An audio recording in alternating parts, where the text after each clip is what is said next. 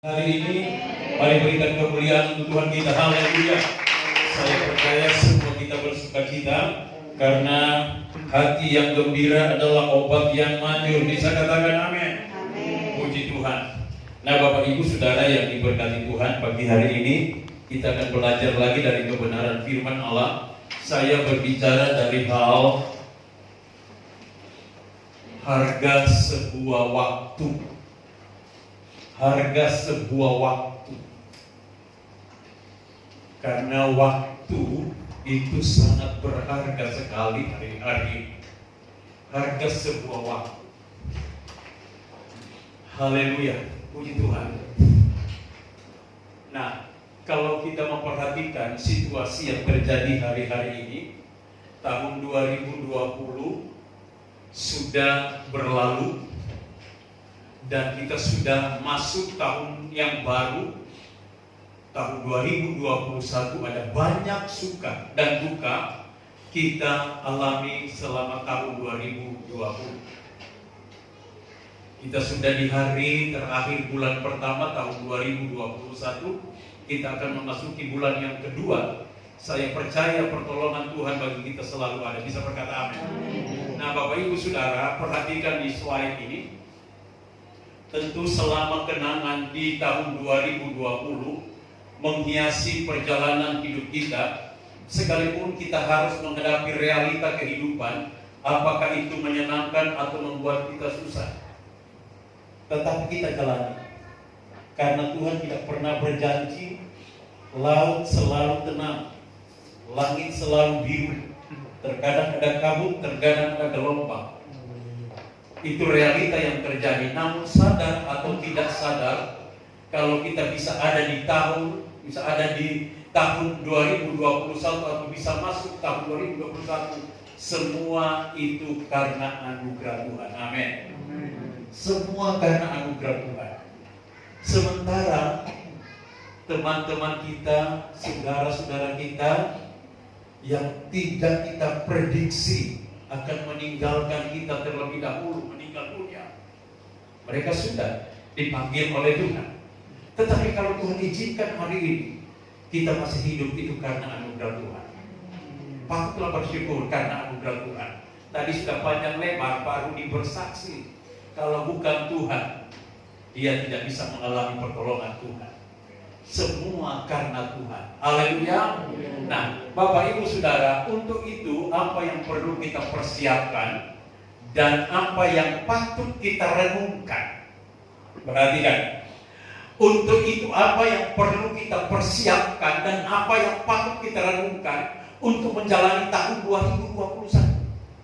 Kita sudah ada di hari yang ke-30 tahun 2021, memasuki bulan yang kedua. Nah, apa yang perlu kita persiapkan?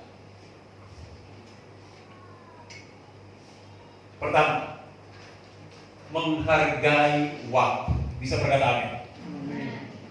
Pertama, menghargai waktu. Kita sudah mempelajari bagaimana Tuhan menolong kita sampai hari ini. Menghargai bagaimana Tuhan telah memberikan anugerah yang besar dalam hidup kita. Itulah sebabnya apa yang harus kita persiapkan dalam kita menghargai waktu. Harga sebuah waktu. Yang pertama, menghargai waktu itu sendiri. Coba kita melihat Efesus pasalnya yang ke-5. Kalau saudara baca Alkitab, saudara bisa membaca di Efesus 5 ayat 15 sampai 17, atau saudara bisa melihat di slide ini. Saya sudah catat di sini. Perhatikan Efesus 5 ayat 15. Karena itu perhatikanlah dengan seksama bagaimana kamu hidup. Janganlah seperti orang bebal, tetapi seperti orang arif. Dan pergunakanlah waktu yang ada, karena hari-hari ini adalah jahat. Ayat 17. Sebab itu janganlah kamu bodoh, tetapi usahakanlah supaya kamu mengerti kehendak Tuhan.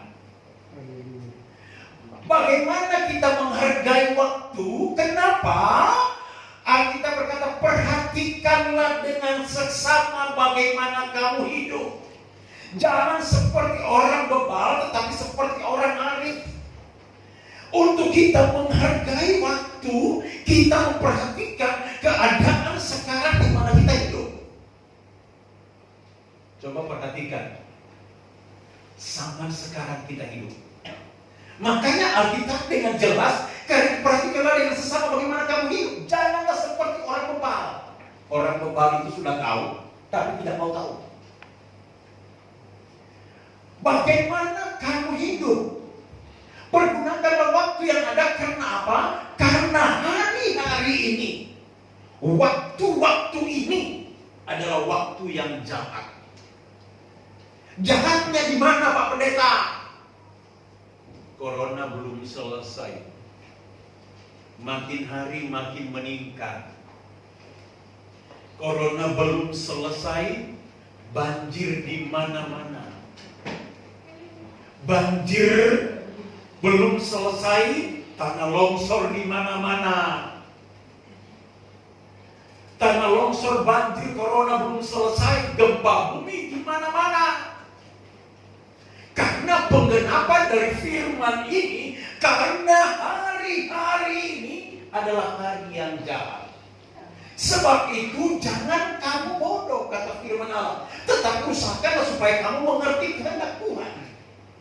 Untuk kita menghargai waktu yang diberikan Tuhan, ngerti kehendak Tuhan. Apa sih maunya Tuhan?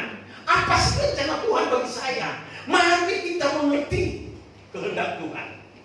Dan saya percaya kehendak Tuhan bagi kita bukan rancangan kecelakaan, tetapi rancangan damai sejahtera, hari depan penuh harapan. Bisa berkata amin.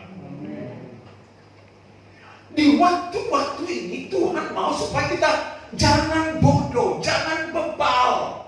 Ngerti waktu situasi yang ada memang sudah sangat mencekam.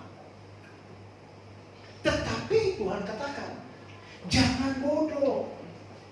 Usahakan supaya kamu mengerti kehendak Tuhan. Artinya di situasi yang seperti ini, di waktu-waktu sekarang ini, jemaat Tuhan, gereja Tuhan harus mengerti apa sih maunya Tuhan. Gitu loh. Haleluya. Apa maunya Tuhan dari malapetaka demi malapetaka terjadi? Apa maunya Tuhan dari terjadinya corona? Apa maunya Tuhan dari terjadi tanah longsor? Apa maunya Tuhan terjadi banjir? Apa maunya Tuhan terjadi gempa bumi? Di mana-mana apa maunya Tuhan? Karena Tuhan ingin berbicara dalam hidup kita. Mari kita mengerti. Haleluya. Yang kedua, bagaimana cara menghargai waktu? Apa yang perlu kita persiapkan? Mengadakan perhitungan akhir tahun. Tahun 2020 kita sudah lewati. Tetapi ada evaluasi hidup kita. Apa sih yang saya sudah lakukan 2020? Sehingga oleh anugerah Tuhan saya bisa masuk 2021. Evaluasi diri. Matius 25 ayatnya yang ke-19 berkata, lama sesudah itu, pulanglah tuan hamba-hamba itu, lalu menghadapkan perhitungan dengan mereka. Ayat 30, dan tampakkanlah hamba yang tidak berguna itu ke dalam kegelapan yang paling gelap, di sanalah akan terdapat ratap dan ketak gigi. Dalam Matius 25 ini menceritakan bagaimana Tuhan memberikan talenta kepada orang untuk menjalankan talenta. Ada yang diberikan berapa? 5. Ada yang diberikan 2. Ada yang diberikan 1. Yang diberikan 5, dia pergunakan. Kepercayaan Tuhan itu begitu luar biasa. Dia bedakan talentanya dan akhirnya menjadi 10. Dan apa kata Tuhan? Baik sekali perbuatanmu hambaku yang setia. Mari masuklah dalam perjamuan anak domba. Yang 2 talenta dia gandakan menjadi 4. Dan perkataan tuannya, baik sekali hambaku yang baik dan setia. Mari masuklah dalam perjamuan kami anak domba. Tetapi yang diberikan 1 talenta, dia sembunyikan talenta. Dia sembunyikan di dalam tanah, dia tidak kembangkan. dan dia dituntut. Pada akhirnya Tuhan adakan perhitungan. Mana talenta yang kuberikan kepadamu yang satu itu? Sorry, tidak saya pergunakan, tidak saya kembangkan. Ini talenta tetap satu.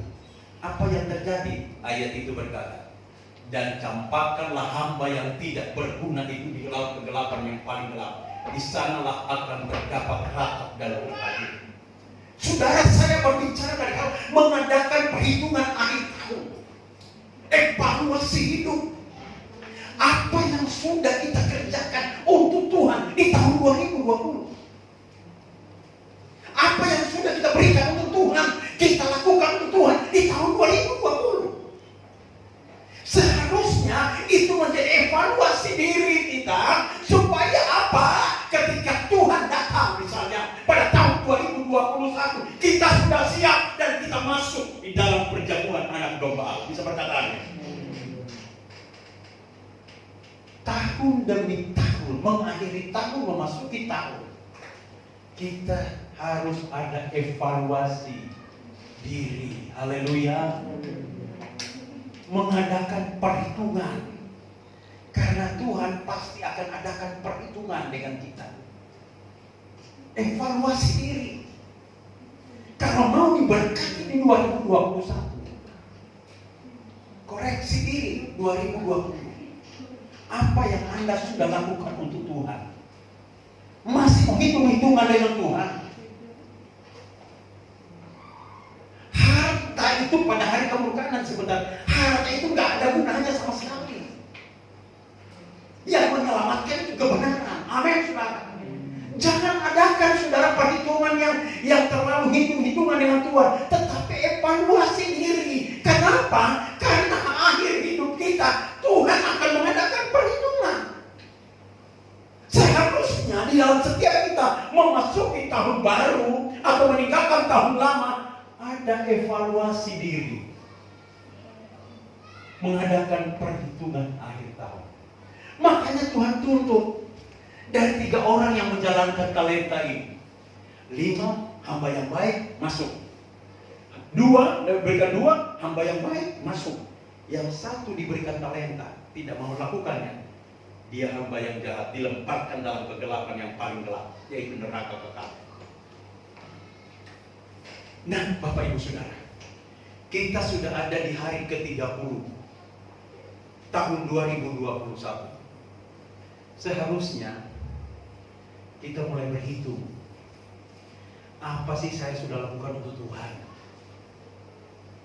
Apa sih saya sudah lakukan yang terbaik untuk Tuhan? Seharusnya tanda tanya besar. Karena membawa kita diberkati tahun 2021, membawa kita memperoleh anugerah Allah 2021. Kalau di tahun 2020 kita sudah lakukan yang terbaik untuk Tuhan, bisa berkata amin.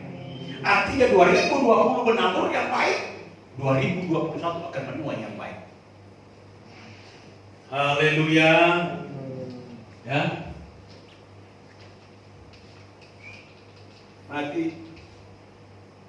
Ya. Lihat, yang ketiga. Apa yang harus kita persiapkan? Melupakan masa yang lalu, sok-sok yang di depan. Lihat. Untuk kita menghargai sebuah waktu dan mempersiapkan diri memasuki dan kita hidup di tahun 2021, lupakan masa lalu, sok-sok yang di depan. Jangan terikat terus dengan masa lalu. Persoalan yang 2020 lupakan. Masalah sulit di 2020 lupakan. Sok-sok masa depan. Amin. Jangan terikat lagi dengan masa lalu. Lihat nih, ya. Filipi 3:13. Saudara-saudaraku, ini Rasul Paulus. Aku sendiri tidak menganggap bahwa aku telah menangkap. Tetapi ini yang kulakukan, aku melupakan apa yang telah di belakangku dan mengarahkan diri kepada apa yang di hadapanku. Lihat. Melupakan apa yang telah di belakangku. Rasul Paulus, dalam dia dipanggil oleh Tuhan, Dia fokus ke depan. Dia lupakan yang sudah lalu di belakangnya dia. Dia sudah gak nengok lagi ke belakang, tapi dia fokus ke depan. Persoalan yang terjadi 2020 jangan diingat lagi. Karena Tuhan menuntun kita bukan ke belakang, tapi Tuhan menuntun kita ke depan. Bisa berkata amin? Kesalahan orang lain pada kita 2020 dilupakan. Persoalan yang sulit 2020, orang menyakiti kita 2020 dilupakan. Buka lembaran baru. Kenapa? Karena Tuhan sedang menuntun kita menyongsong masa depan yang penuh harapan. Haleluya. Paulus berkata, dan berlari-lari kepada tujuan untuk memperoleh hadiah, yaitu panggilan surgawi dari Allah dalam Kristus Yesus. Paulus ini orang sukses. Dia seorang yang luar biasa suksesnya. Salah satu anggota Sanhedrin. Dia orang sukses. Tapi juga dia orang jahat, pembunuh orang Kristen. Tetapi ketika dia kenal Tuhan, dia lupakan yang lalu-lalu. Tetapi dia berlari-lari ke depan, memenuhi panggilan surga. Haleluya. Jangan ingat lagi masa lalu. Istrimu melakukan kesalahanmu di masa lalu, suamimu melakukan kesalahan di masa lalu, sudah dilupakan saja. Song-song masa depan. Makanya Paulus tidak lagi menengok ke belakang. Dia menuju berlari-lari ke depan. Kenapa? Karena Tuhan sedang menuntun dia sampai di sorga kekal selama-lamanya. Haleluya. Mau diberkati di 2020? Tinggalkan masa lalu. Song-song masa depan yang penuh harapan. Haleluya. Tahun 2020, wow, itu memang sangat-sangat menakutkan. Bahkan sampai hari ini banyak orang itu gak mau keluar rumah, takut mati dengan corona. Pak John kemana-mana, Bapak Ibu Saudara, gak peduli, tapi tetap prokes, tak masalah, tetap berjaga diri kemana-mana. Pada waktu orang tua rohani kami meninggal karena corona di Surabaya, saya bersama istri, bersama Ibu Selvi menghadiri pemakaman. Oh, yang makam itu pakai APD semua, jauh-jauh. Pendeta John datang di kuburnya, pegang prasastinya. Apa kena corona? Enggak. Kalau Tuhan tidak izinkan satu helai rambut pun tidak akan keluar dari kepala kita. Bisa berkata amin. Pandang masa depan bersama dengan Tuhan. Jangan hidup dalam ketakutan. Kalau kita sudah takut, itu intimidasi setan. Berani, haleluya. Makanya saya sangat kecewa kepada jemaat yang sudah bertahun berbulan-bulan ke gereja karena hanya takut corona. Di gereja tidak ada corona. Di gereja ada hadirat Tuhan, corona lagi. Haleluya. Makanya jangan takut. Tetapi kita juga prokes dong. Protokol kesehatan. Jangan takut. Pernah kita alami itu bukan? Saya bersama istri 3 hari itu bersama Pak Rudi. Wow, Pak Rudi 1 bulan, saya 3 hari itu panasnya minta ampun. Penciuman hilang. Itu bulan Juli kalau tidak salah ya. Penciuman hilang, selera makan gak ada, mual, muntah. Ibu Selvi juga begitu.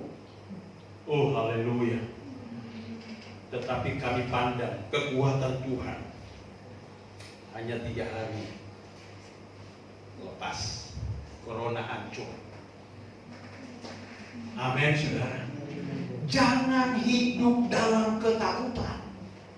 Ditakuti oleh bayang-bayang masa lalu, ditakuti oleh corona sampai hari ini. Saya mau katakan kepada saudara, jangan takut, tinggalkan itu. Pandang masa depan, karena Tuhan punya masa depan yang indah bagi kita, masa depan yang penuh harapan bersama Yesus. Waktu kita persiapkan untuk masa depan, melupakan masa lalu, menyongsong masa depan yang penuh harapan. Ya. Yang keempat, apa yang perlu kita persiapkan dalam mempergunakan waktu, menghargai waktu? Waktu kedatangan Tuhan sudah semakin dekat. Lihat, apa yang perlu kita siapkan? Karena waktu kedatangan Tuhan sudah semakin dekat. Dalam Wahyu pasal 9 ayatnya Wahyu 16 ayat 15 berkata begini. Wahyu 16 ayat 15. Lihatlah, aku akan datang seperti pencuri. Berbahagialah dia yang berjaga-jaga dan memperhatikan pakaiannya, supaya ia jangan berjalan dengan telanjang dan jangan kelihatan kemaluan. Wahyu 19:7. Marilah kita bersukacita dan bersorak-sorai dan memuliakan dia, karena hari perkawinan anak domba telah tiba dan pengantinnya telah siap sedia. Yesus tak lama lagi datang. Makanya pergunakan waktu sebaik-baiknya, karena waktu kedatangan Tuhan sudah semakin dekat. Alkitab berkata, berbahagialah dia yang berjaga-jaga dan memperhatikan pakaiannya. Aku datang segera. Dengan melihat fenomena-fenomena hari-hari ini, fenomena alam, keadaan situasi dunia, perekonomian dunia, kesehatan dunia hari-hari ini, itu mencerminkan bahwa Yesus gak lama lagi datang. Sebelum Yesus datang akan terjadi hal-hal yang sangat-sangat mengerikan. Tetapi orang yang berjaga-jaga, kata firman Allah, berbahagialah yang berjaga-jaga. Berjaga-jaga dengan apa? Berjaga-jaga dengan firman Allah. Nah, bagaimana mau berjaga-jaga kalau tidak ke gereja? Bagaimana berjaga-jaga kalau tidak pernah ibadah? Mau berjaga dengan apa? Mau berjaga dengan kekuatanmu? Gak bisa. Dengan kekuatan manusia tidak bisa. Dokter aja mati, pejabat aja mati. Berjaga-jaga dengan iman kita kepada Tuhan. Bisa berkata amin? Mari, seharusnya di hari-hari terakhir ini kita tetap berjaga-jaga, karena Tuhan tidak lama lagi datang. Coba perhatikan Bapak Ibu, ini gambar yang sering saya perlihatkan kepada saudara. Bagaimana kedatangan Tuhan gak lama. Ya, ini kronologis peristiwa akhir zaman. Ya.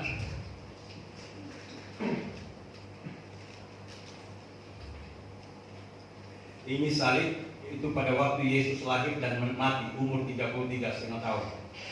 Terus tentang waktu ini ada kejadian-kejadian yang akan terjadi begitu dahsyat.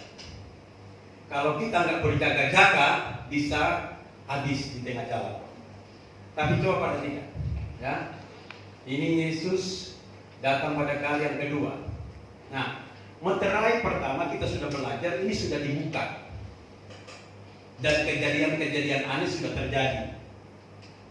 Meterai kedua pun sudah dibuka. Ini kejadian sudah terjadi, peperangan. Meterai ketiga sudah dibuka. Meterai keempat juga sudah dibuka, yaitu penyakit sampar dan kelaparan. Sekarang penyakit sampar sudah terjadi. Ini meterai ini sudah dibuka, sementara dibuka. Meterai kelima pun sudah dibuka. Nah, keenam belum dibuka itu. Ketujuh, sebelum meterai ketujuh dibuka, itu ada yang namanya penyingkiran gereja. Kenapa gereja disingkirkan dari dunia, dipelihara oleh Tuhan? Karena ketika meterai ketujuh dibuka, itu malapetaka demi malapetaka dahsyat terjadi. Virus semakin hari semakin hebat di sini.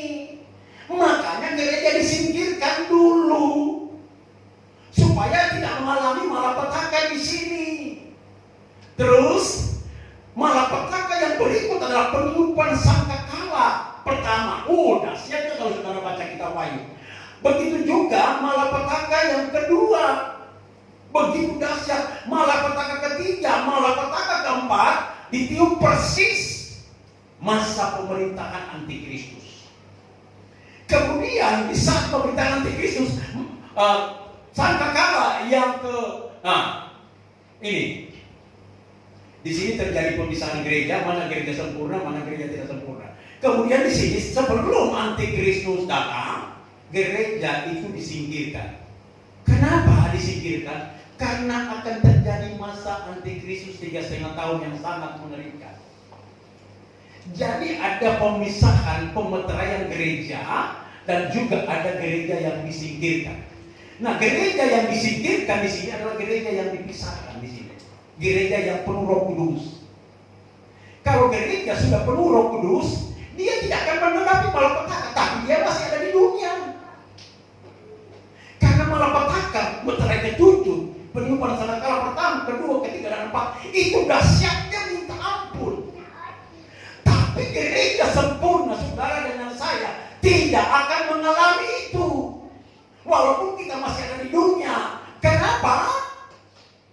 Sampai pada budaknya gereja itu disingkirkan di sini. Kenapa disingkirkan? Karena masa aniaya antikristus itu jahatnya minta ampun. Dibunuh, dipenggal kepalanya kalau tidak mengikuti antikristus. Nah, sampai dengan peniupan sangkakala ketujuh terjadi di sini. Ini masa hitam sekali di sini. Tapi gereja sudah tidak mengalami ini. Tidak mengalami masanya karena sudah disingkirkan. Tetapi sebelum disingkirkan, gereja masih ada di dunia, masih mengalami pembukaan meterai ketujuh, peniupan sangkakala pertama, sangkakala kedua, ketiga. Tetapi saudara-saudara, karena sudah dimeteraikan, sudah dipisahkan, maka dia tidak akan mengalami yang namanya malapetaka. Peniupan sangkakala ketujuh, 1, 2, pembukaan meterai ketujuh, peniupan sangkakala pertama, 2, dan 3, dan 4. Ini dahsyatnya kejadian terjadi. Kita masih di dunia ini, belum disingkirkan, tapi kita hanya menjadi penonton di sini, tidak mengalami. Bahkan setelah ini tidak mengalami masa aniaya karena sudah disingkirkan, dipelihara oleh Tuhan. Perhatikan, Bapak Ibu. Karena tidak lama lagi, ini sudah ada di sini posisi kita. Karena tidak lama lagi gereja akan dipisahkan, dimeteraikan, maka saudara seharusnya hari-hari terakhir ini kita harus sungguh-sungguh iring Tuhan. Bisa berkata amin. Sungguh-sungguh, nggak sungguh-sungguh habis dengan malapetaka di sini. Tapi kalau gereja sungguh-sungguh penuh Roh Kudus, walaupun terjadi virus penyakit, terjadi malapetaka demi malapetaka, gereja yang di dunia masih di dunia ini tidak akan mengalaminya sampai dia disingkirkan di padang gurun. Jadi kalau hari ini kita masih alami, karena kita belum dimeteraikan, kita masih di sini. Kenapa masih ada orang Kristen masih kena corona? Karena belum dimeteraikan. Tapi kalau sudah dimeteraikan, sudah tak kena corona. Bisa berkata amin? Tuhan kasih tanda meterai. Ini anakku, dia tidak akan hadapi corona, dia tidak akan alami virus penyakit, dia tidak akan alami malapetaka. Dia tidak akan alami yang namanya dampak dari gempa bumi, banjir, dan sebagainya. Karena apa? Sudah diberikan tanda. Jadi pemberian tanda itu nggak lama, tinggal pembukaan meterai 6 baru tanda diberikan. Baru meterai itu dibuka. Oh, malapetaka dahsyat. Nah, untuk supaya kita dipisahkan, dimeteraikan di sini, sungguh-sungguh di sini antara 5 dan 6 ini, sungguh-sungguh. Jangan main-main lagi dengan Tuhan. Ikut Tuhan di sini sungguh-sungguh. Setiap berkorban di sini sungguh-sungguh. Karena ketika sudah di sini, uang saudara itu nggak ada artinya apa-apa. Tak ada artinya apa-apa. Karena ini hancur semua di sini. Habis semua ini. Semuanya ada lagunya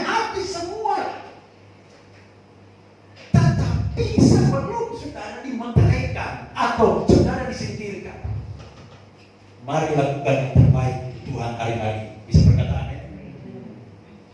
Lakukan yang terbaik.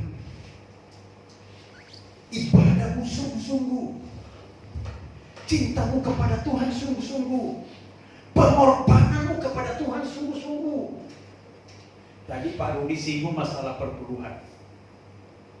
Kami gembala tidak memaksa jemaat untuk mengembalikan milik Allah, tidak memaksa.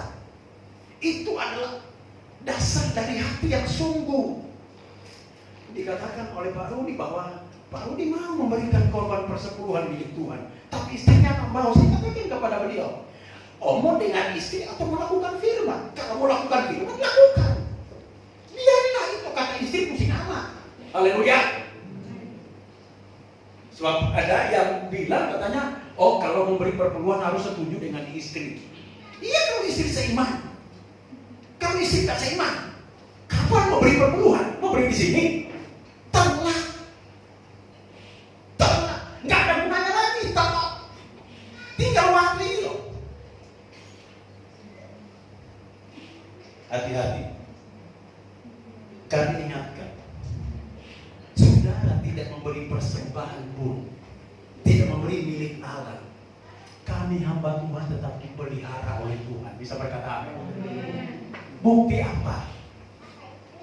Dari bulan Maret sampai bulan Februari, mau masuk Februari, istriku tidak pernah beli beras.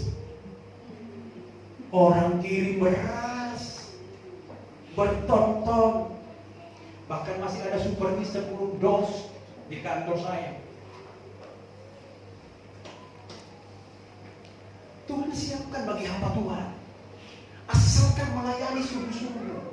Tetapi kalau saudara tidak peduli dengan pekerjaan Tuhan, rasa-rasa mengembalikan milik Allah, memberikan persembahan, yang rugi itu bukan pendeta, bukan. Yang rugi saudara sendiri. Karena apa? Takutnya kalau saudara tidak memberi, tidak mengembalikan milik Allah, tidak melakukan firman Allah, nggak termeterai. Masuk di masa-masa sulit ini. Tapi kalau kita lakukan firman, maka kita dimeteraikan. Ini hambaku, sahabat hambaku yang setia, mari masuk. Sahabat hambaku yang setia baru, tapi yang satu tidak melakukannya, dilemparkan dalam kegelapan yang paling gelap. Disinilah kegelapan paling gelap. Sampai di penyimpan 7 sangkala. Jangan terlambat. Haleluya. Saya katakan ini dengan firman Tuhan, karena firman Tuhan mengajarkan itu. Lakukan yang terbaik untuk Tuhan. Karena semua kita bertanggungjawabkan di hadapan Tuhan. Next, gambar yang satu lagi. Baru kedatangan Yesus pada kali yang kedua. Ya, baru belum lagi pencurahan cawan. Wow, itu dahsyatnya minta ampun. Kenapa cawan dicurahkan? Untuk membersihkan bumi yang sudah rusak ini. Tapi kita tidak akan mengalami karena kita sudah disingkirkan. Lihat ini, cawan pertama sampai cawan ke-7. Sampai cawan ke-7 dicurahkan, baru Yesus datang pada kali yang kedua. Coba lihat ini gambar. Ya. Ini posisi kita ya. Gereja itu ada 2 macam. Gereja yang tidak sungguh-sungguh, ya, mereka tertinggal. Nah, ini. Nah, gereja ini, jemaat yang tidak sungguh-sungguh, tidak setia, itu alami masa aniaya sampai di sini. Tapi yang sungguh-sungguh, dia disempurnakan. Haleluya. Nah, yang menyempurnakan itu bukan pendeta. Pendeta itu hanya Allah. Yang menyempurnakan saudara, yang memberi meterai kepada saudara tanda bahwa ini anak Tuhan, jangan ganggu dia, jangan apa-apakan dia, itu Tuhan yang memeterai. Dan Tuhan sendiri akan memisahkan yang tidak sempurna, yang sempurna. Baru, saudara, ini gereja tidak sempurna ditinggal menjadi mangsa aniaya, sampai manusia di mangsa aniaya di Kristus, malapetaka dia alami. Tapi gereja yang sempurna tidak mengalami ini. Walaupun dia masih dalam dunia sampai sini, tapi dia hanya menjadi penonton di sini. Mazmur 91 menjadi penonton. Baru meterai 7 dibuka, itu luar biasa malapetakannya. Gereja disingkirkan di sini. Nah, Yesus datang pada kali yang kedua. Nah, lihat ini. Jadi malapetaka pembukaan meterai ke-7 itu terjadi pemisahan gereja. Sempurna dengan tidak sempurna. Nah, posisi kita sudah di sini, Bapak Ibu. Tinggal selangkah lagi, nggak lama lagi. Mau tunda? Kita mau lakukan yang terbaik untuk Tuhan. Mau tunda ibadahmu kepada Tuhan. Mau main-main lagi dengan Tuhan. Nggak ada waktu lagi. Nggak ada waktu lagi. Ini akan terjadi terus. Malapetaka akan terjadi terus.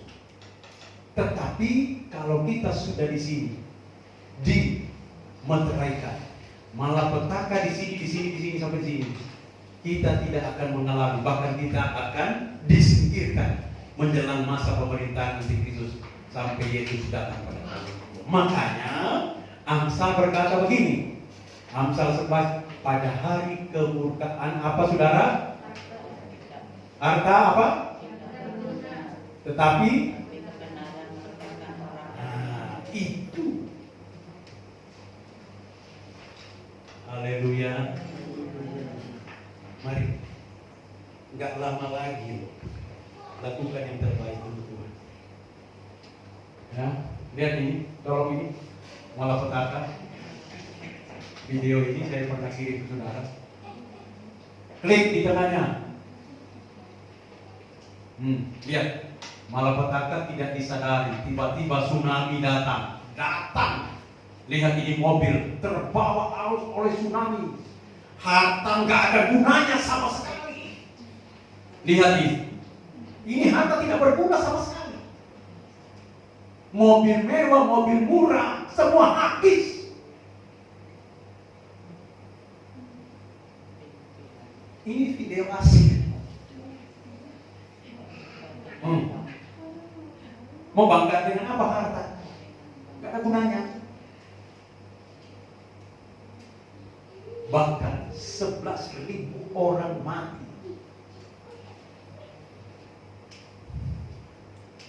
Sampai seperti ini.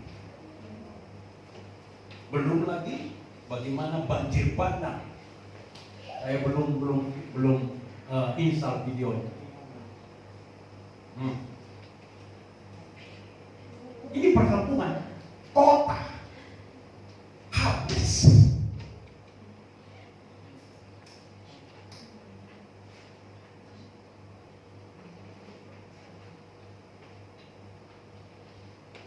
Begitu ganas malapetaka. Itu terjadi pada pembukaan meterai ke-7, penyumbang sangkakala pertama sampai dengan yang sangkakala yang ke-7.